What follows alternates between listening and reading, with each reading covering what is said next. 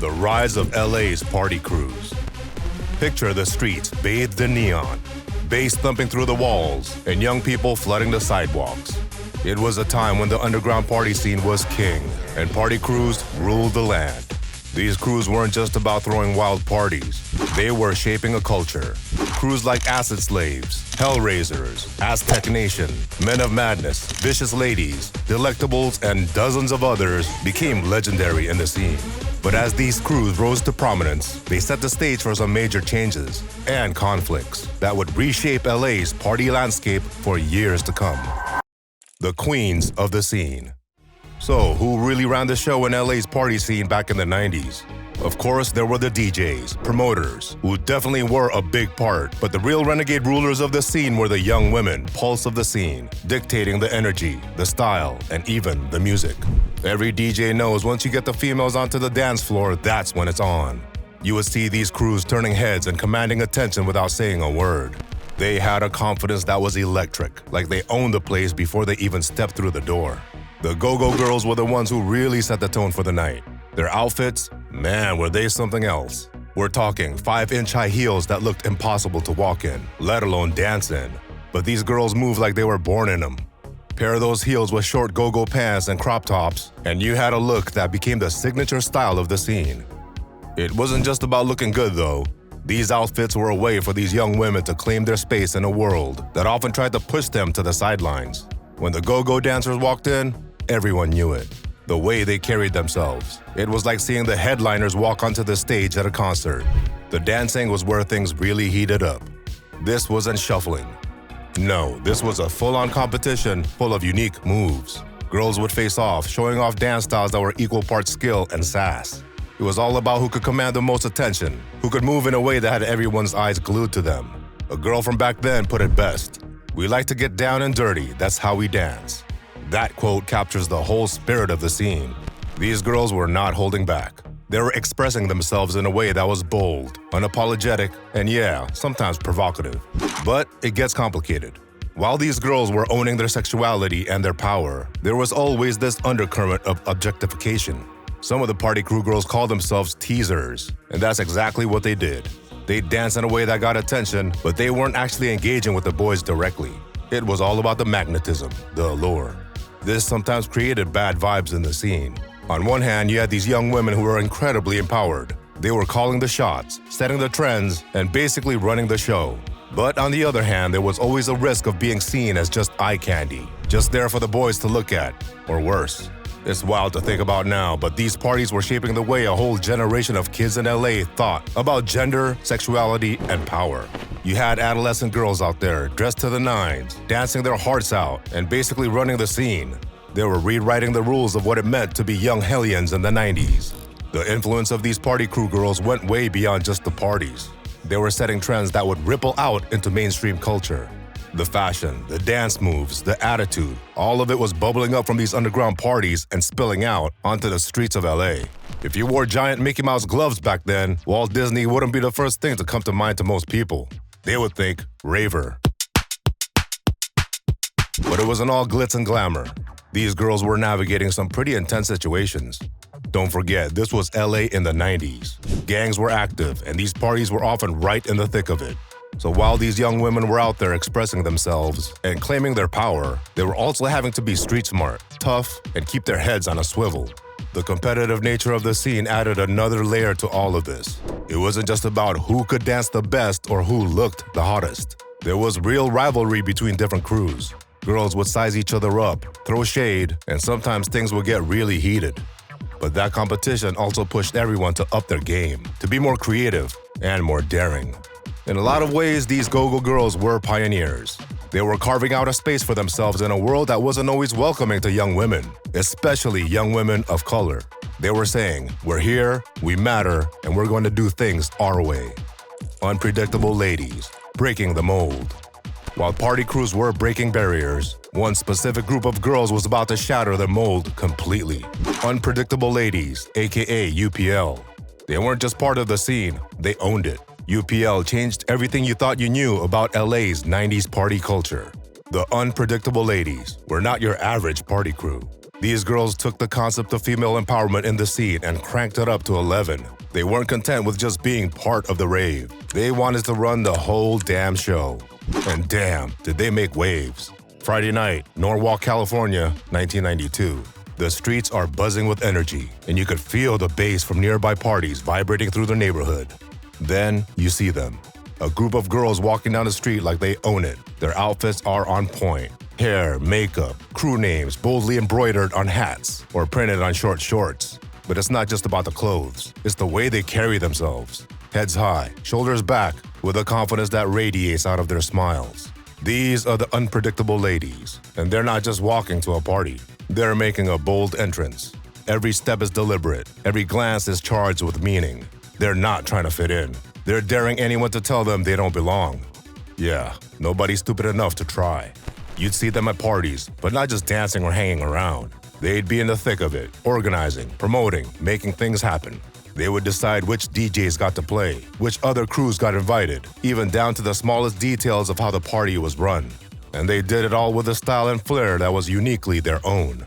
The party and dance floor would explode when the UPL showed, but it wasn't all smooth sailing. Being an all-female crew in a male-dominated scene came with its challenges. There were always guys trying to test them, to see if they could crack that confident exterior. But the UPL, they didn't back down. If anything, the pushback just made them stronger, more determined to prove that they belonged at the top of the scene. They inspired other girls. They showed that you didn't have to just be a part of someone else's crew or just a dancer at someone else's party. You could be the one calling the shots, making the decisions, throwing the parties. There's a quote from one of the UPL members that really sums up their impact. "The party scene is nothing without us." And you know what? She wasn't wrong. UPL and crews like Cuties, Sweet Desire, Down and Naughty, Truancy, and many others were the heartbeat of LA's 90s party culture. They were pushing the scene forward. Dance battles and rivalries. While crews like the Unpredictable Ladies were running the show, another battle was brewing on the dance floor. What happens when two go-go dancers from rival crews collide? It's not just about the moves anymore. The 90s LA party scene wasn't just about the music and the fashion. It was also a battleground, where reputations were made and broken in the blink of an eye. And nowhere was this more evident than in the dance battles that erupted between rival crews. These weren't your typical dance-offs, choreographed and cheesy. Nah, these were raw, intense showdowns that could make or break a crew standing in the scene. You'd have two dancers squaring off, surrounded by a sea of onlookers, all eyes locked on the action. The energy was electric, like the air itself was charged with anticipation. 1 minute, everything's cool. The next, boom. Two go-go dancers or breakers from different crews bump into each other on the floor. Now, in any other setting, this might have been brushed off with a quick apology. But here, it was like lighting a fuse. Suddenly, the whole vibe of the party shifts.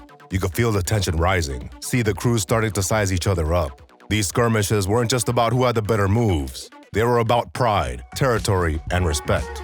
Each crew saw themselves as the best, and they were ready to prove it at a moment's notice. It was common to see dancers pull out all the stops, pushing their bodies to the limit with intricate footwork, acrobatic spins, and fresh poses. But as competitive as these battles were, there was an underlying current of camaraderie. These crews might have been rivals, but they were all part of the same scene. They all faced the same challenges, shared the same passion for the music and the culture.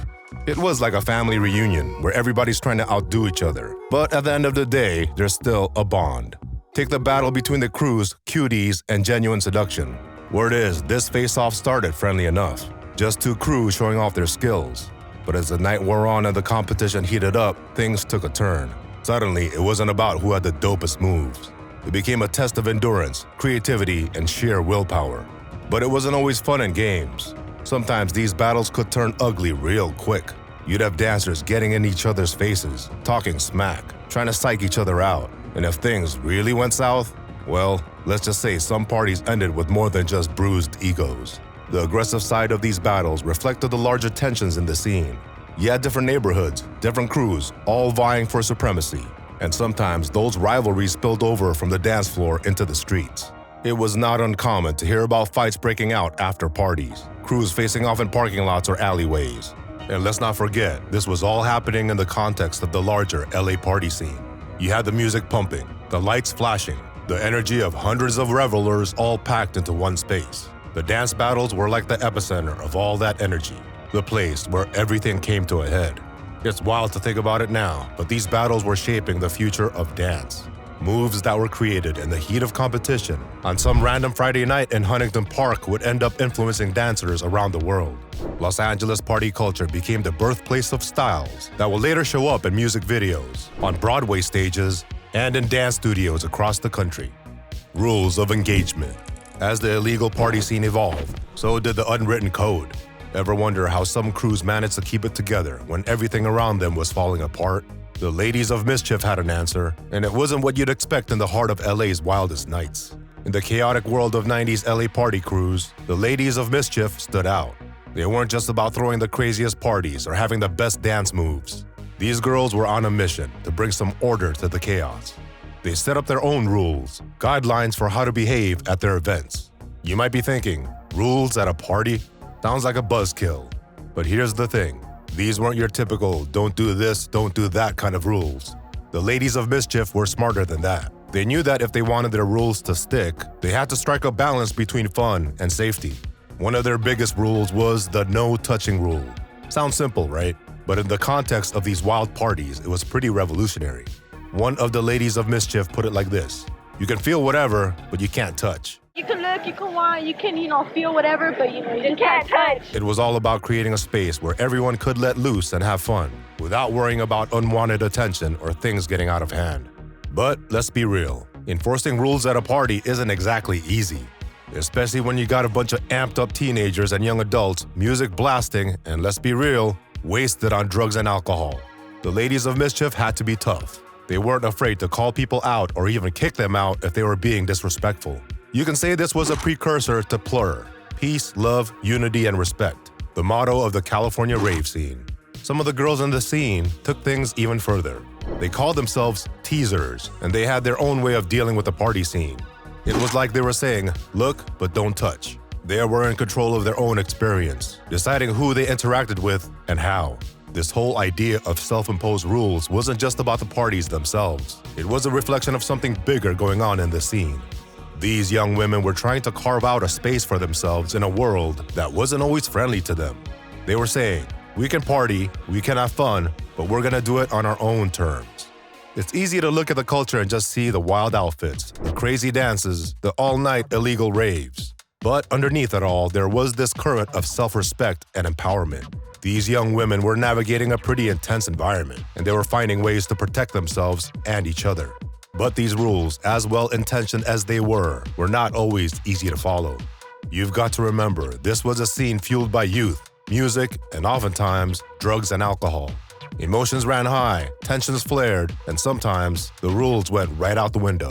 Not everyone in the scene was on board with these self-imposed guidelines. There were always the party crashers. Sometimes there were rowdy crews and even heads from the local hood. They saw it as an opportunity to start shit when it was supposed to be wild but safe.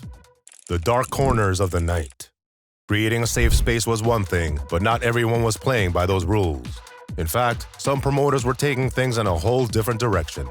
Many parties meant to celebrate youth culture were also exploiting it in ways that would make your skin crawl. The LA party scene of the 90s wasn't all about sick beats, flashing lights, and smoke machines. Behind the glitter and the glow sticks, there was a darker side that most people didn't see or chose to ignore. We're talking about a world where sex appeal wasn't just part of the scene, it was the main attraction. You'd first see it in the promotional materials. Flyers and posters plastered all over LA, featuring young women in provocative poses. These weren't just party invites, they were like bait, designed to lure in crowds with the promise of something more than just music and dancing. It was a marketing strategy that played on the basest instincts. And it worked, but it didn't stop at just suggestive imagery. Some promoters took things to a divisive new level with events like wet t-shirt contests. In the middle of these parties, you'd have young women up on stage, getting doused with water while the crowd cheered. It was the kind of thing that would make your skin crawl now, but back then, it was just another DP, or ditching party, or weekends at the clubs. Now, you might be wondering, why would anyone agree to this? Well, it's complicated. For some of these young women, it was about the thrill, the attention, the power they felt in that moment. Others saw it as a necessary evil, a way to stay relevant in a scene that was always pushing boundaries. One promoter put it bluntly, like any other business, we have something that's going to pull the crowd in. and that's what it does. It's a cold way of looking at it, but that was the reality for some in the scene. They saw these young women not as people, but as a commodity, a way to pack more bodies into their parties. But not everyone was on board with this race to the bottom. Some crews flat out refused to participate in anything that crossed that line.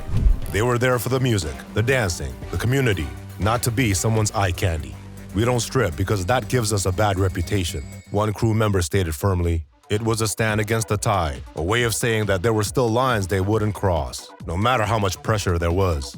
This tension between staying true to yourself and giving in to the demands of the scene, it was something every crew, every dancer had to navigate. You had girls who would do whatever it took to get noticed, to stand out in a crowd that was always looking for the next big thing.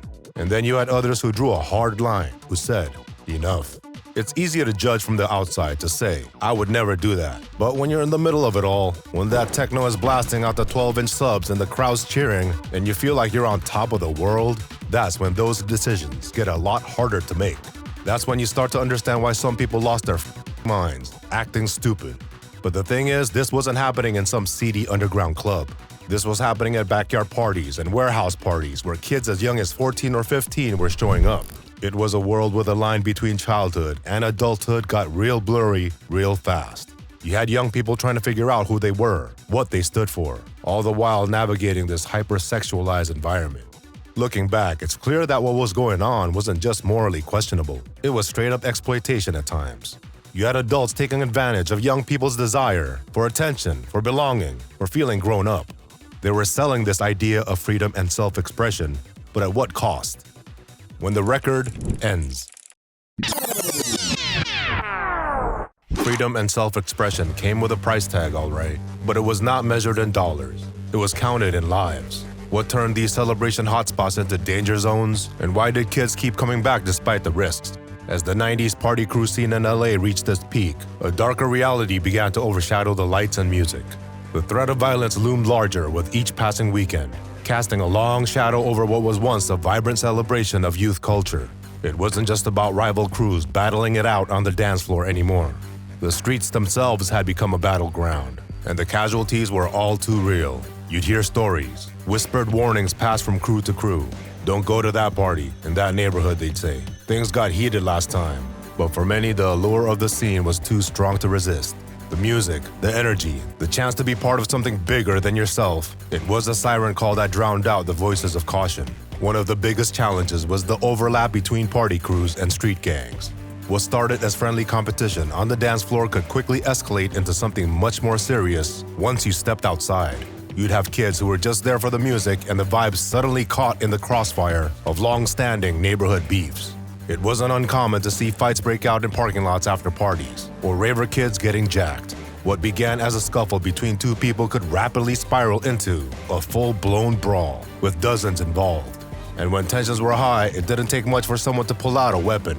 Suddenly, what was supposed to be a good time turned into a life-or-death situation. The violence wasn't limited to just the immediate area around the parties either. You'd hear about kids getting jumped on their way home, targeted for wearing the wrong colors or being in the wrong neighborhood. A lot of rebels wore clothes and sported shaved heads that could be mistaken for gangbangers, especially by the cops. It created this constant state of anxiety where even getting to and from an event became a risky proposition.